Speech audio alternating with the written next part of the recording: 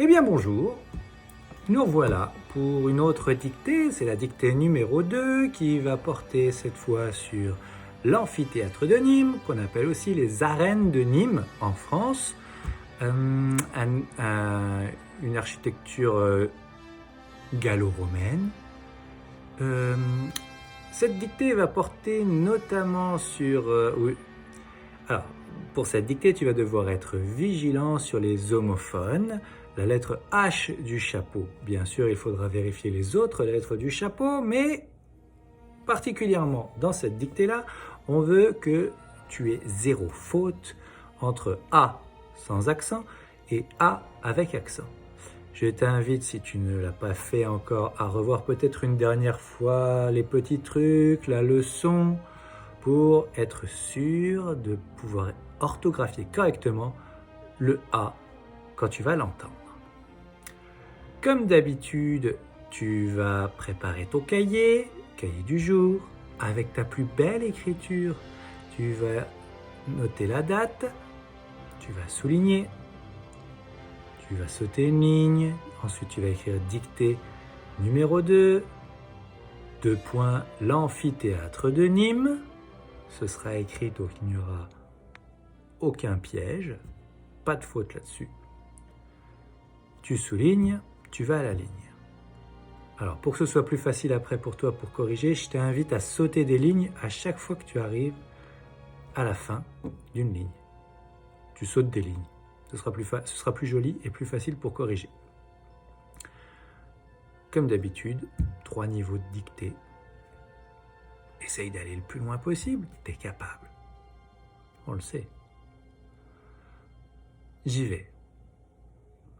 L'amphithéâtre de Nîmes a été construit au 1er, en chiffres romains, au 1er siècle. Virgule. À l'époque de la Gaule romaine.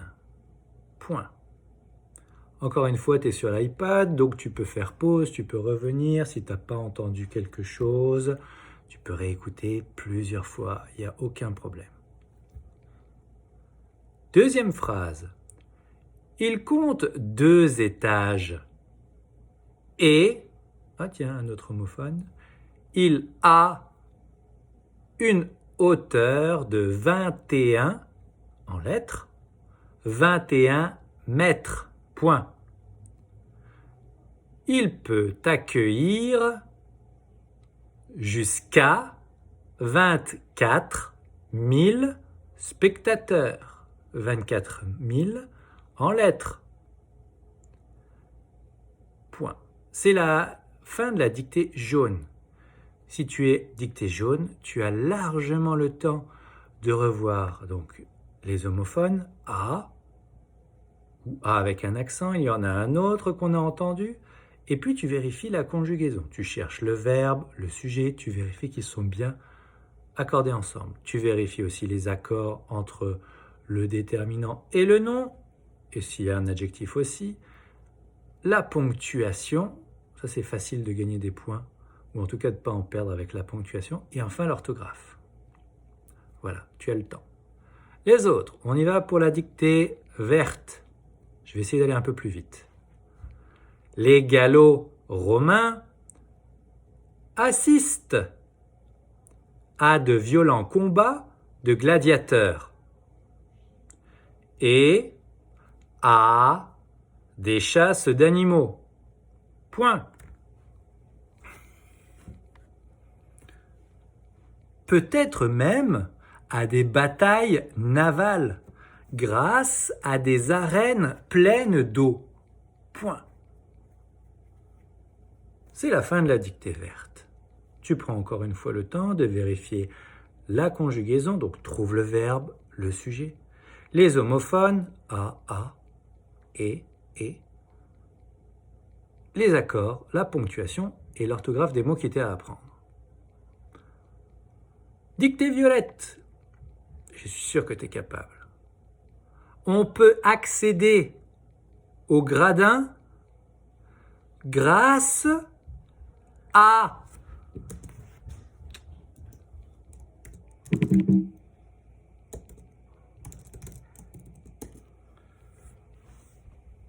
On peut accéder au gradin grâce à des galeries appelées vomitoires. Point. Les spectateurs sont séparés à l'intérieur. 2 points. Les plus riches s'installent en bas et les plus pauvres en haut. Point. Tu as fini toute la dictée. Il y avait 96 mots. Je t'invite donc à tout relire, vraiment relire. Peut-être réécouter, voir s'il y avait des mots que tu n'as pas entendus. N'hésite pas à faire des petites croix là où tu penses qu'il y a une faute et tu réfléchis.